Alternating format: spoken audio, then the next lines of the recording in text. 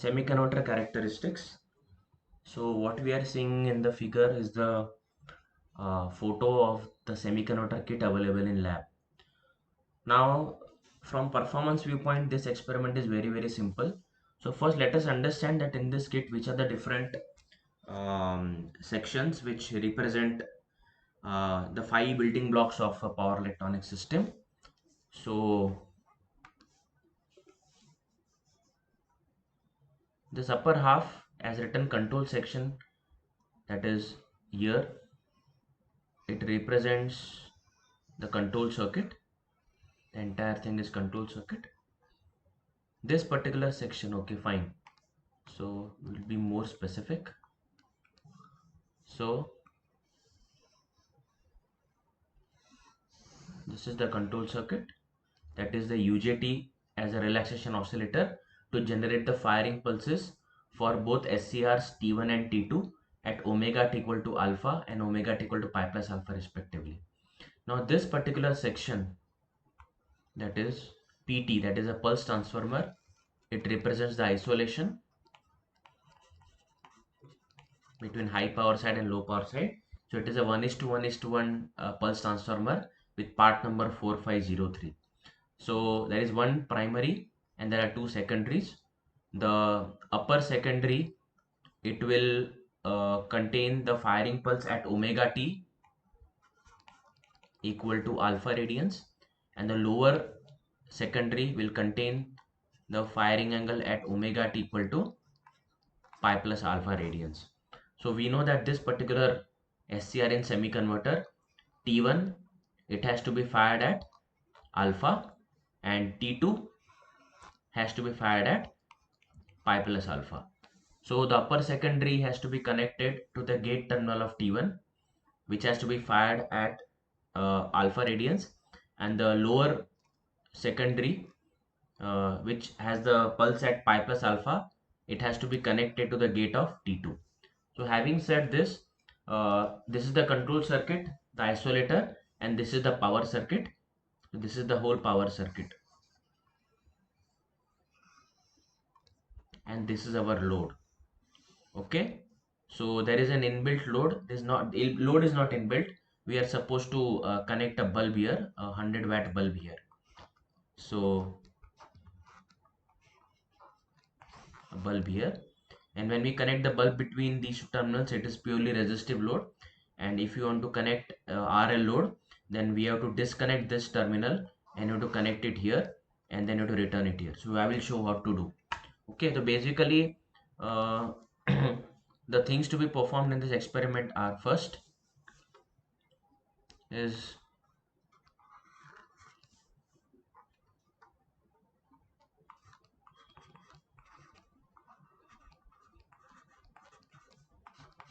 measure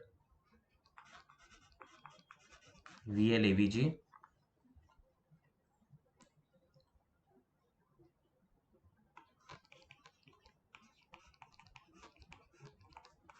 for different values of firing angle alpha, for R load and RL load. And second thing, we have to plot VL/AVG versus alpha. Okay, let us come to connections. So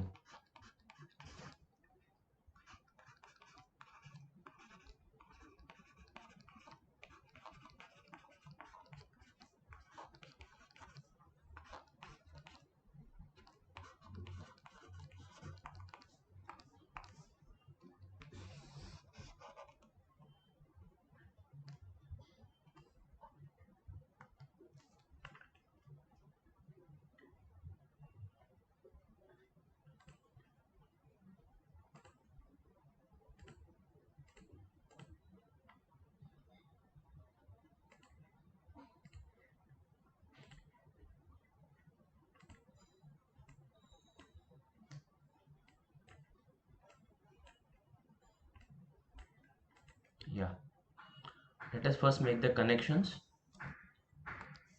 So the first connection which we have to make is connect a wire between G1 and the gate of T1. Second connection which you have to make is between G2 and the gate terminal of T2. So here we have alpha, and here we have pi plus alpha. Here we have pi plus alpha, and you know that T1 fired at alpha and T2 fired at pi plus alpha. Okay. So the input as it is indicated is 33.5 volts RMS as measured. So accordingly we can calculate the theoretical value of VLAVG. For R load, what we do is we connect a 100-watt bulb here like this. So this is my R load, and I connect a DC voltmeter between these two sockets which will measure VLAVG for okay, or we can say VLDC plus and minus. Now we have to vary alpha. So this is that knob in the control circuit which we are supposed to rotate either in clockwise or in anti-clockwise direction to vary alpha from 0 degrees to 180 degrees. Okay, so very simple. Connect the upper secondary output to the gate of T1, connect the lower secondary to the gate of T2, connect a 100-watt bulb between the output terminals, and also connect a DC voltmeter across the output to measure VLDC, and then we have to rotate this knob. Okay, so we can put the steps as first: connect the output of the upper secondary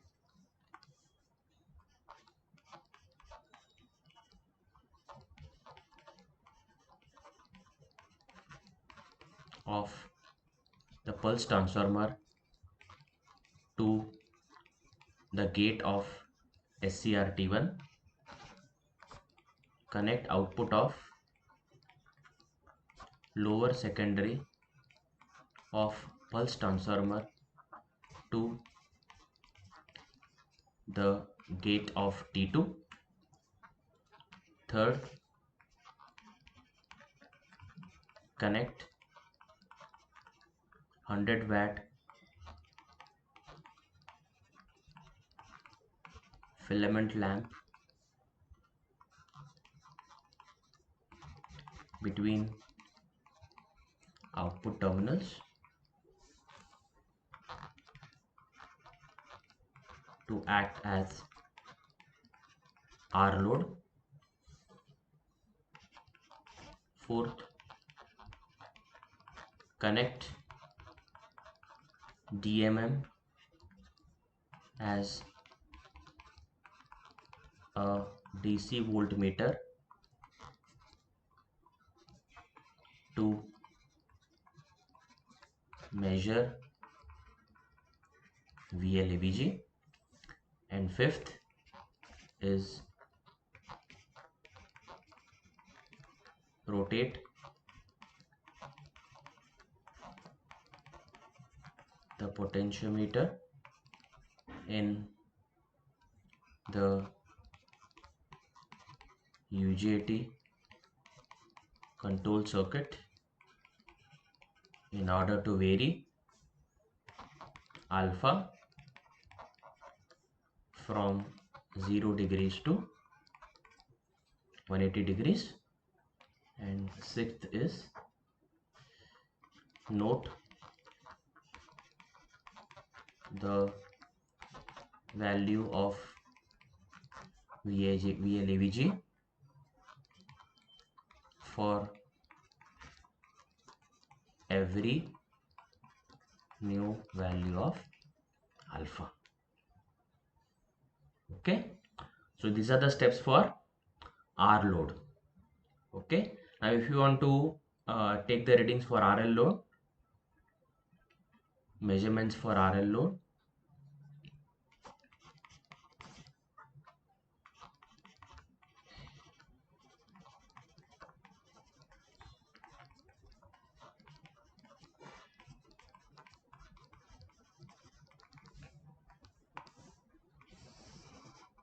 again we'll bring the kit photo.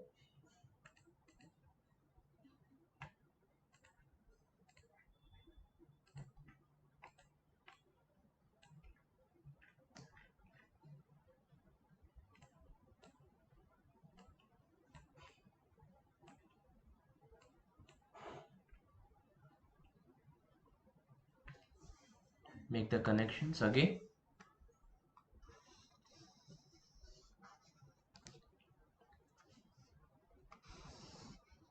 Here, and for RL load, if you know that if you want to connect R and L in series, so if this is my R and this is my L,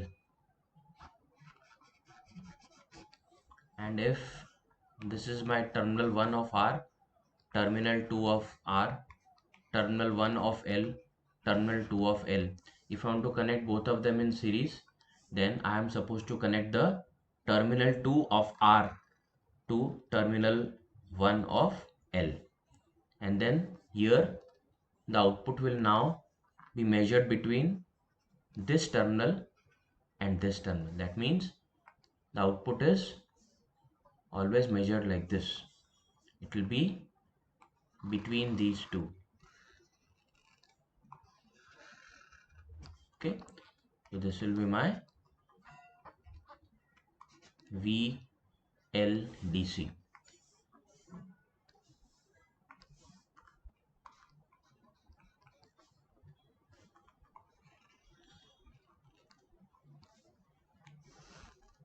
Okay, same concept is here.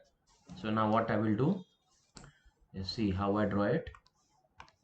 So now this is my filament lamp, the R load. I'll connect it like this, and this is the second terminal of L. It will be returned here. Okay, so now this is my VLDC plus and minus. So I have terminal 1 of R, terminal 2 of R, terminal 1 of L, terminal 2 of L. You see here.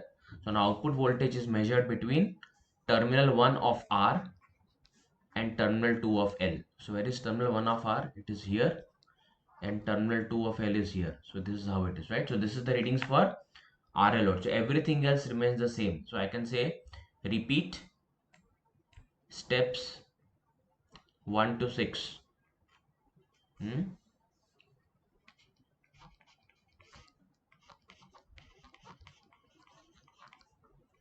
Repeat steps 1 to 6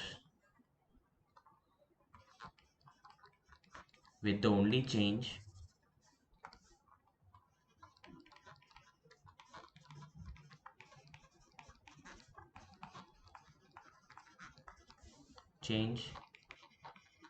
that load now contains R in series with L.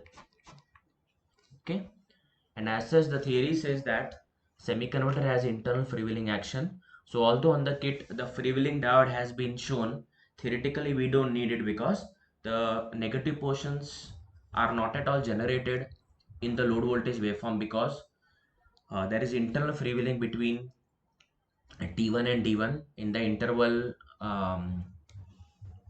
what to say T1 and D1 in the interval pi to pi plus alpha, and another freewheeling is between T2 and D2 from 0 to pi 0 to alpha.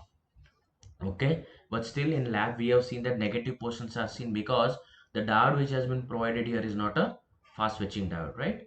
So as such theoretically there is no need of connecting freewheeling diode. So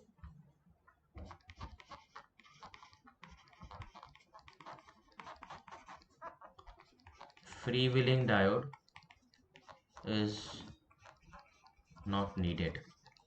So how the connections are made if you want to use a freewheeling diode? So again we can show the kit.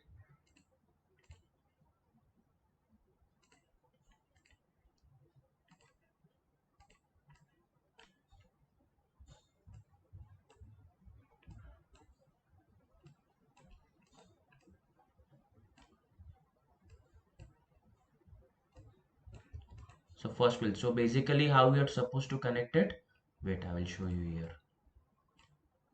So the freewheeling diode connection is like this. These are the output terminals of semi converter, and we have the resistor R,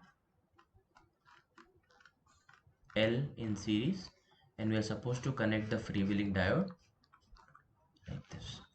So students, freewheeling diode, how it is connected, this is the terminal one, so not like that, anode and cathode we will say.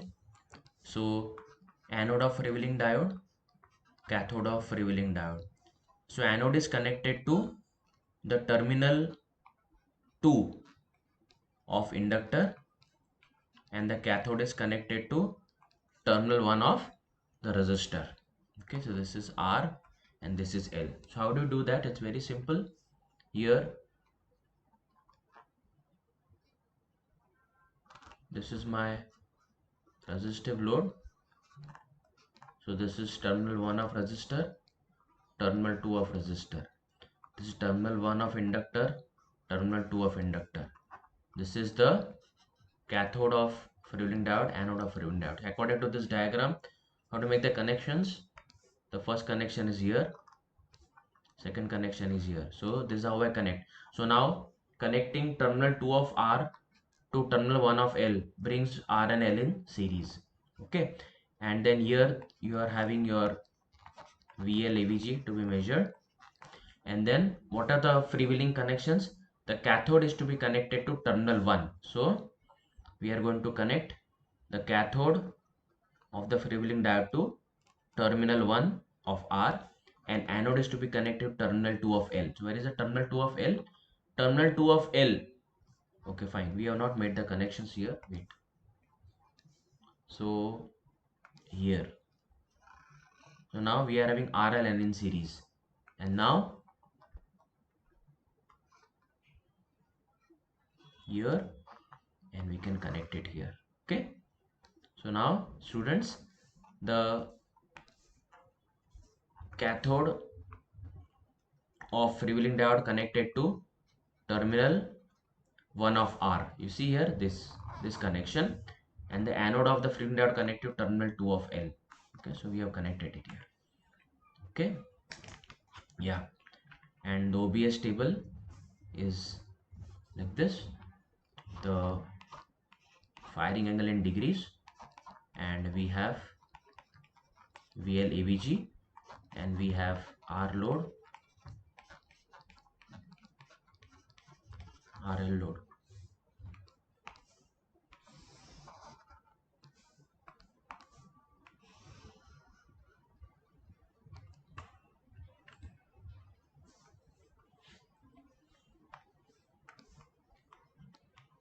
Zero, 30, 60, 90, 120, 150 and 180.